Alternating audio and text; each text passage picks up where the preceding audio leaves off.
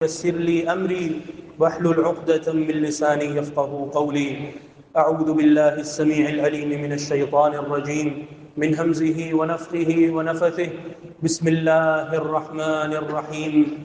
قال الله تعالى: الذين آمنوا ولم يلبسوا إيمانهم بظلم أولئك لهم الأمن وهم مهتدون. ایک مسلمان کے لیے سب سے زیادہ ضروری چیز اس کے ایمان کی حفاظت کرنا ہے.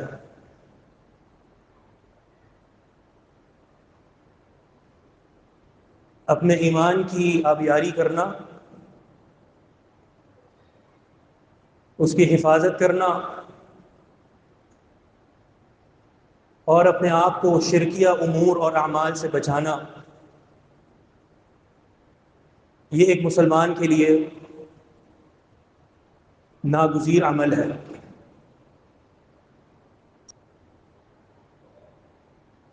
کیونکہ قیامت کے دن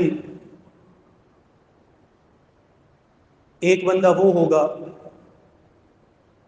جس کے پاس عمل کی کمی ہوگی،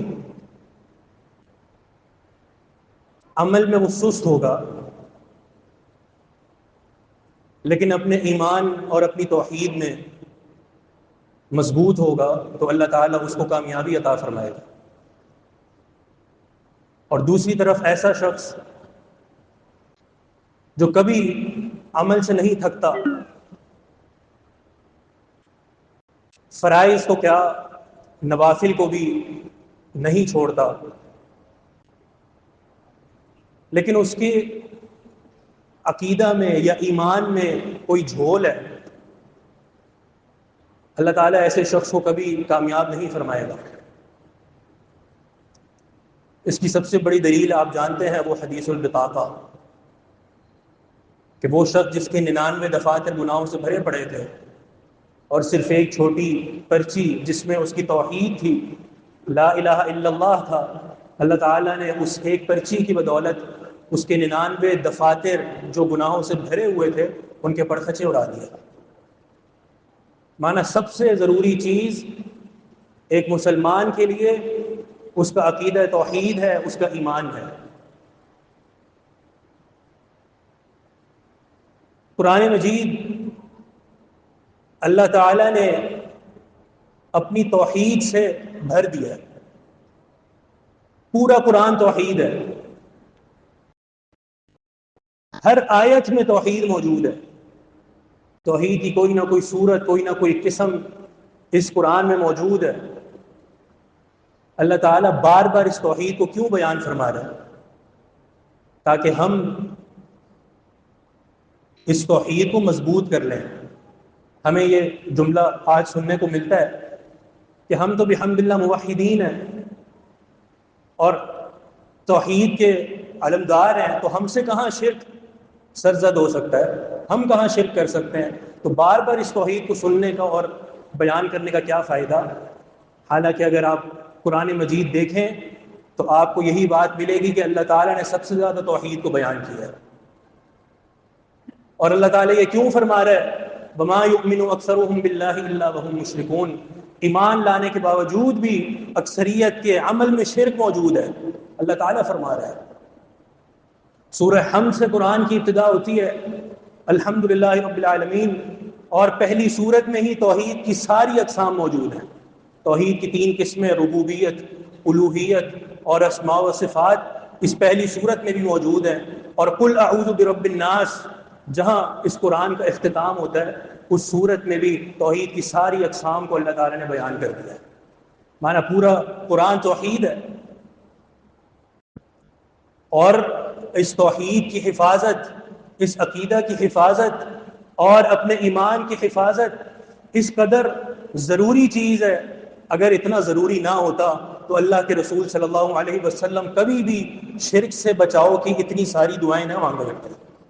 نبی علیہ الصلوۃ والسلام کثرت سے دعائیں مانگا کرتے تھے شرک سے بچاؤ کی. ان دعاؤں میں سے ایک دعا اللہم انی اعوذ بک ان اشرک بک وأنا أعلم وأستغفرك لما لا أعلم. اے اللہ میں تجھ سے ہر قسم کے شرک سے پناہ مانگتا ہوں، اس شرک سے بھی جو میں جان بوجھ کر دوں، اور اس شرک سے بھی جو مجھ سے انجانے میں ہو جائے. ہر قسم کے شرک سے تجھ سے پناہ مانگتا ہوں. اب نبی علیہ الصلوۃ والسلام معصوم عن الخطا ہیں، آپ سے کوئی گناہ سرزد نہیں ہو سکتا. یہ دعا ہمیں سکھانے کے لیے کہ ہم یہ دعائیں کثرت سے کریں اور اپنے ایمان کو مضبوط بنائیں، اپنے ایمان کو شرکیہ اعمال سے بچائیں. ایک صحابی نبی علیہ الصلوۃ والسلام کے پاس آیا، جامع ترمذی کی حدیث ہے، اور اس نے نبی علیہ الصلوۃ والسلام سے سوال کیا کہ اللہ کے رسول جب بستر پر سونے جاؤں تو کیا دعا پڑھوں؟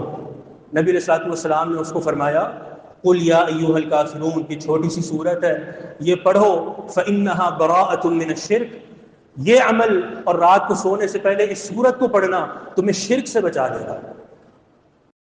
مانا نبی علیہ الصلوۃ والسلام شرک سے بچاؤ کی تدابیر بیان فرما رہے ہیں، اس لیے کہ یہ ایک بہت اہم معاملہ ہے.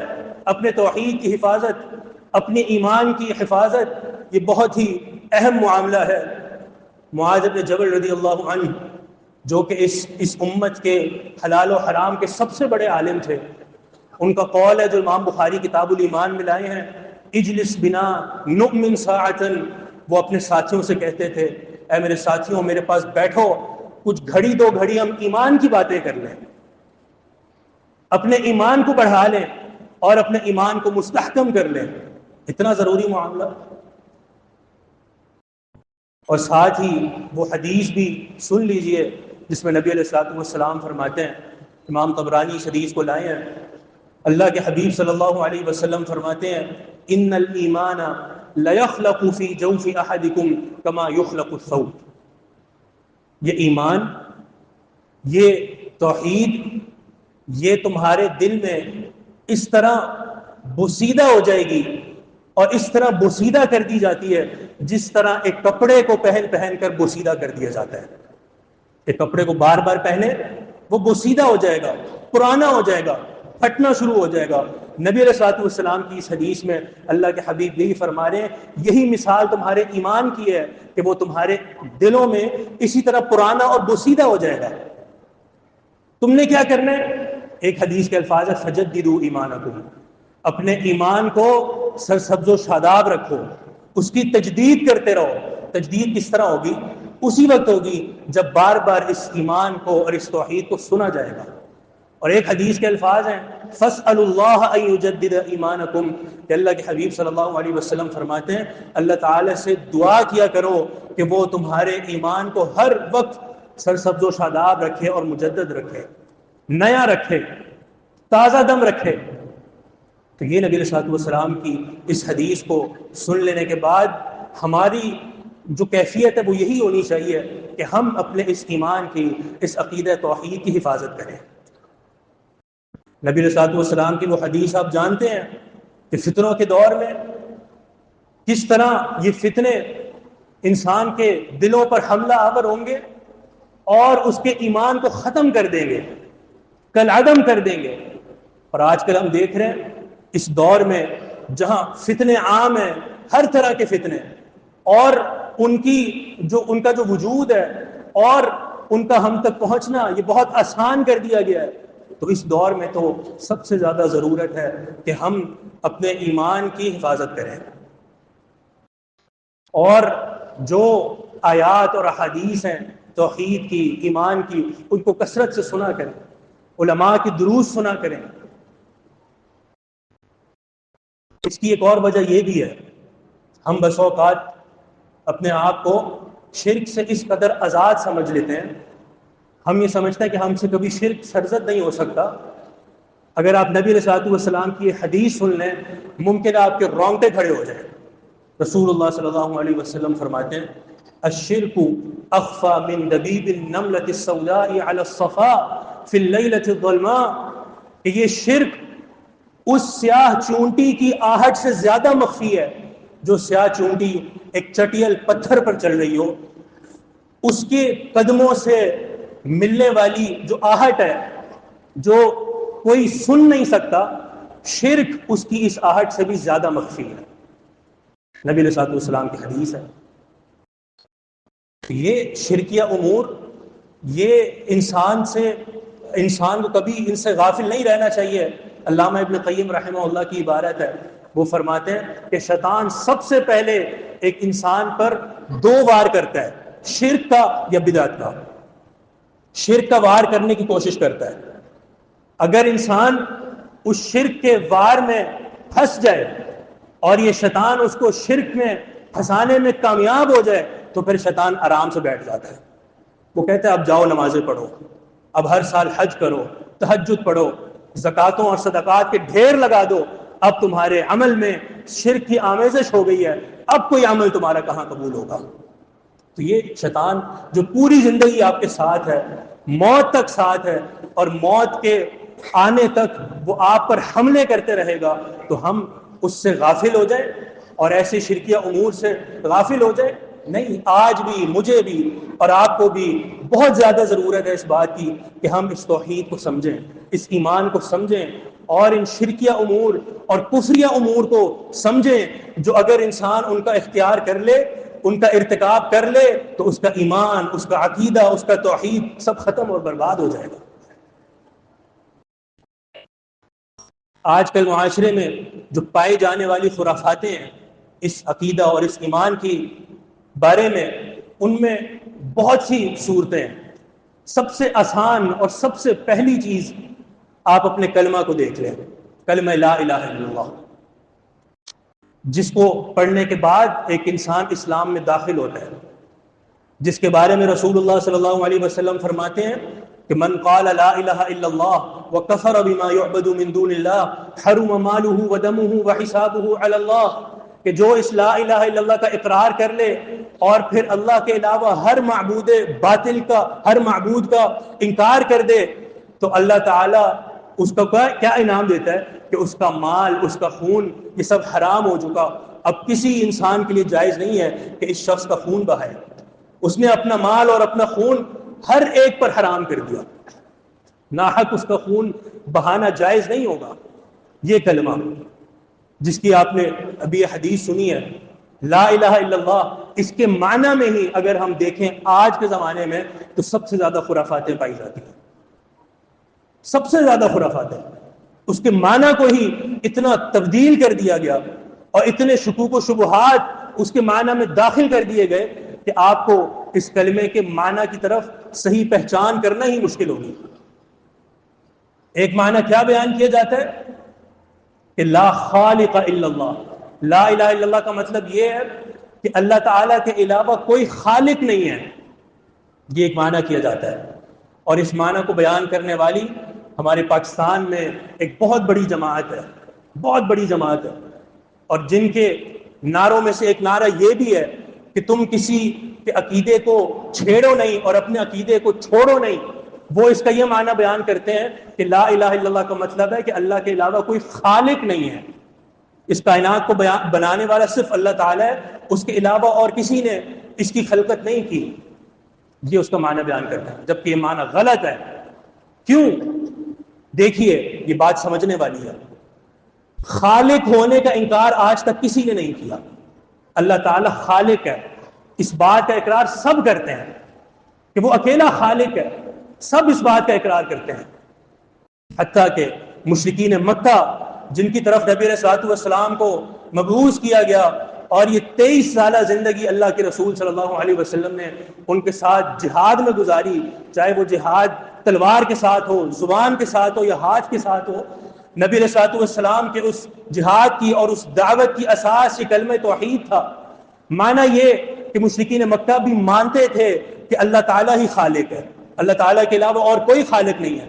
قرآن میں بیان ہے وَلَئِن سَأَلْتَهُمْ مَنْ خَلَقَ السَّمَاوَاتِ وَالْأَرْضَ لَيَقُولُنَّ اللَّهُ وَلَئِن سَأَلْتَهُمْ مَنْ خَلَقَ السَّمَاوَاتِ وَالْأَرْضَ وَسَخَّرَ الشَّمْسَ وَالْقَمَرَ لَيَقُولُنَّ اللَّهُ، اگر ان سے پوچھیں آسمان و زمین کا خالق کون ہے، اس کائنات کا خالق کون ہے، تو مشرکین مکہ ایک ہی جواب دیں گے کہ اللہ تعالیٰ اکیلا اس کا خالق ہے. وَلَئِن سَأَلْتَهُمْ مَنْ خَلَقَهُمْ لَيَقُولُنَّ اللَّهُ، اگر ان سے سوال کریں کہ تمہیں کس نے پیدا کیا ہے اور تمہیں کس نے بنایا ہے، تو سب یہی کہیں کہ ہمیں اللہ تعالیٰ نے بنایا ہے، اللہ تعالیٰ ہی ہمارا خالق ہے۔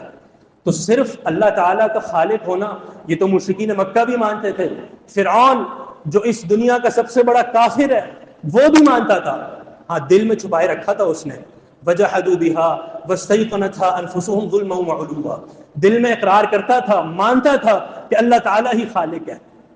فرعون بھی مانتا تھا، تبھی تو جب غرق ہونے لگا تو کیا کہا، فلما ادركه الغرق قال آمنت انه لا اله الا الذي آمنت به بنو اسرائیل، جب غرق ہونے لگا تو کیا کہا کہ ہاں اب میں ایمان لاتا ہوں بنی اسرائیل کے رب پر۔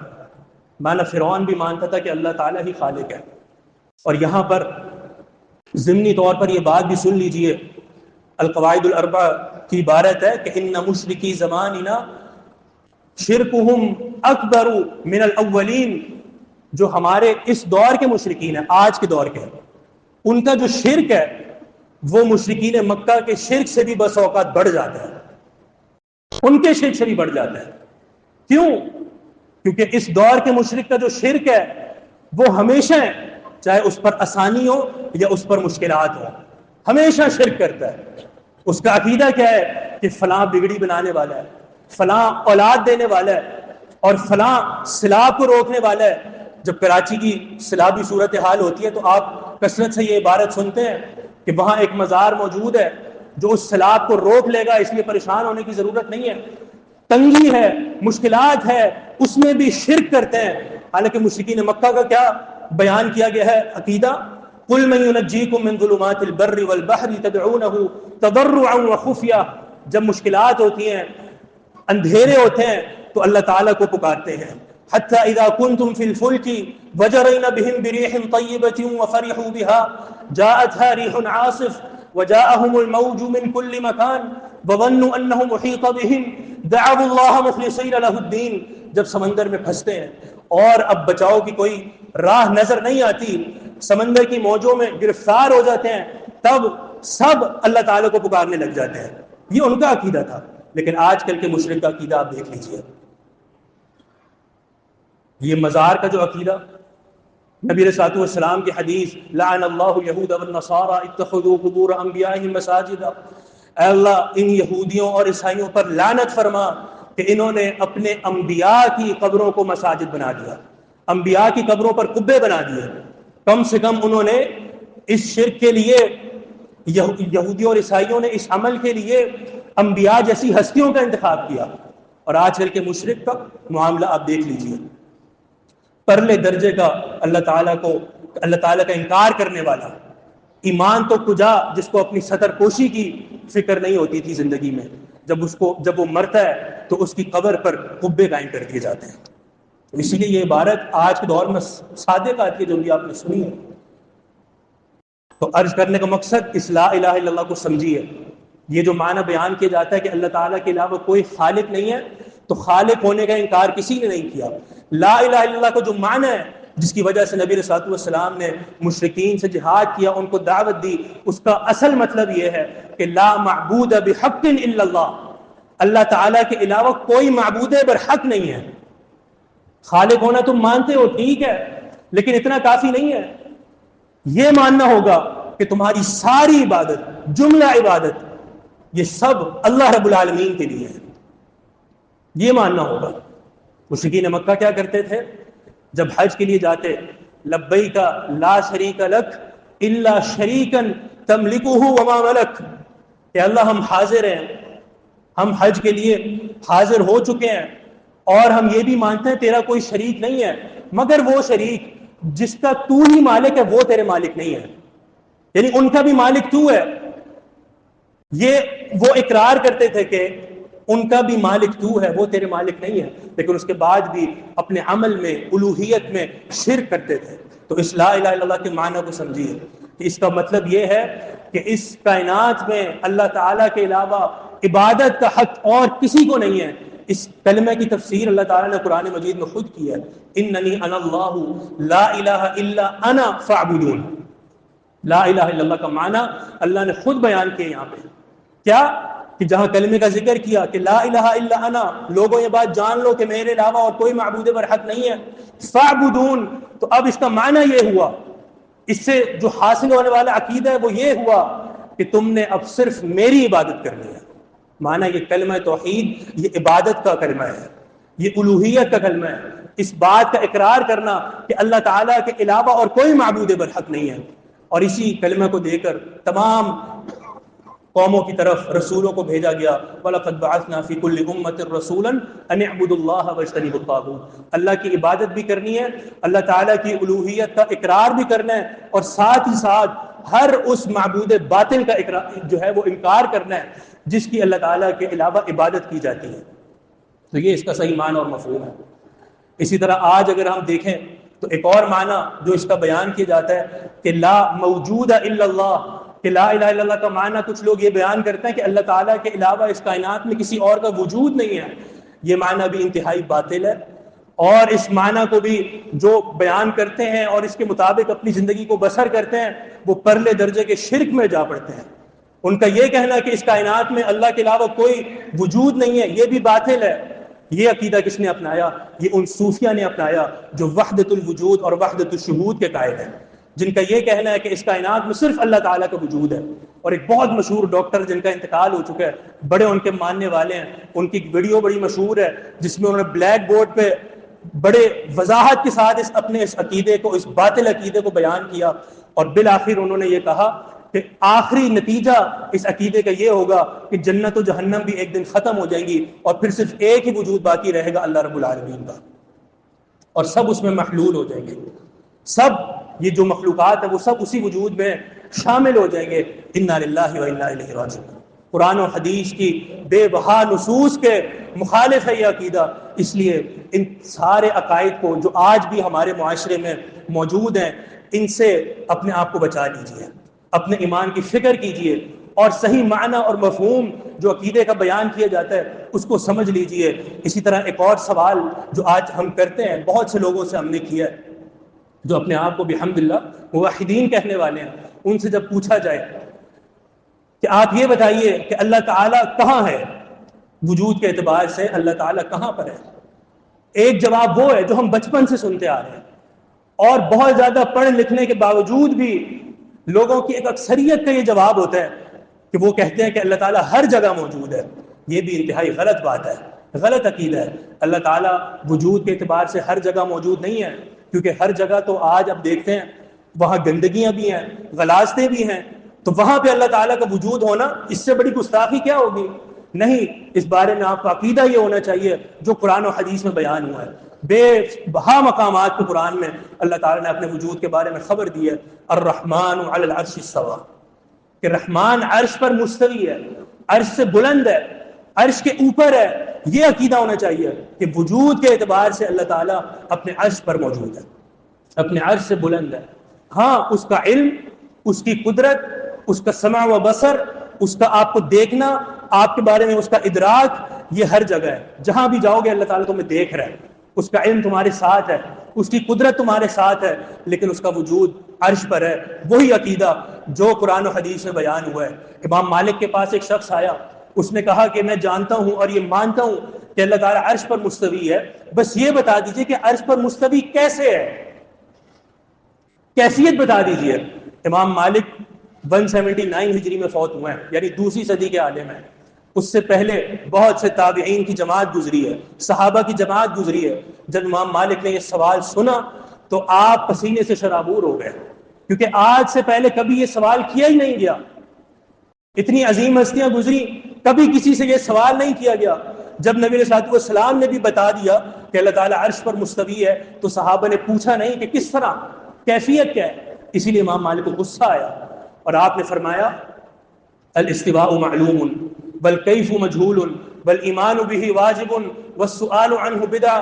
یہ بات جان لو کہ اللہ تعالیٰ عرش پر مستوی ہے، اس کو قرآن اور حدیث نے بیان کی ہے اور ہمیں یہ معلوم ہے۔ والکیف مجہول، اور یہ بات بھی جان لو کہ کیفیت اللہ اور اس کے رسول نے بیان نہیں کی ہے۔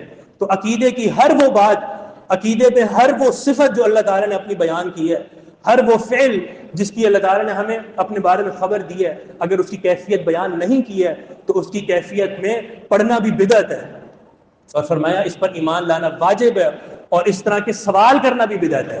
سوال کرنا بدعت کیوں ہے؟ کیونکہ اس سے پہلے کسی صحابی نے یہ سوال نہیں کیا، نہ صحابہ سے یہ سوال ہوا۔ تو اس عقیدے کو سمجھیے کہ وجود کے اعتبار سے اللہ تعالیٰ اپنے عرش پر مستوی ہے اور اسی پر قائم و دائم رہی ہے۔ وقت کی قلت ہے، اسی لیے انہی باتوں پر اکتفا کرتے ہیں۔ اللہ تعالیٰ سے دعا ہے کہ اللہ تعالیٰ ہمارے عقیدے کو مستحکم فرما دے۔ یہ جو توحید کی نعمت جو اللہ تعالیٰ نے ہمیں دی ہے، عطا کی ہے، اللہ تعالیٰ اس کی آبیاری کرنے کی اور ہمیشہ اس کی حفاظت کرنے کی توفیق عطا فرما دے۔ اقول قولی ھذا واستغفر اللہ لی ولکم ولسائر المسلمین فاستغفروہ انہ ھو الغفور الرحیم۔